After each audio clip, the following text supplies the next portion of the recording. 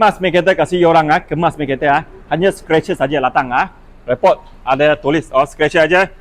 Before cat ni gambar you nak saya kasih orang scratcher saja hanya scratcher sikit sini sahaja. Saya buat satu layer. Ini kereta boleh full loan boleh cashback saya jual 30 lebih saja 2017 2.0.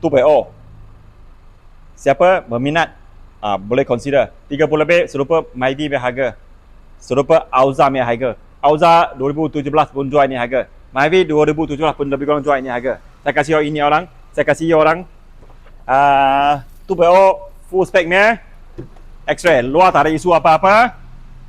Lepas tu ini low mileage baru 10 km setahun. Satu hari lebih kurang 27 km sahaja. Kita tengok lalaman dia.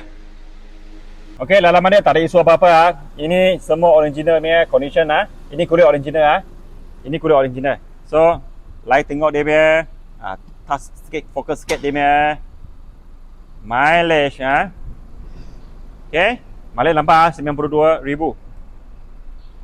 Ini kereta R360 Okey, kita tengok dulu kedua. Ini belakang pun tak ada isu apa-apa. Ini bukan kasar punya kereta. Semua pun kira okey punya. Nampak tak? Boot belakang dia. Kereta punya boot belakang besar. You nak baling boleh jadi boot. Barisan kedua pun boleh pergi depan. Boleh kasih rata habis ni So you boleh isi.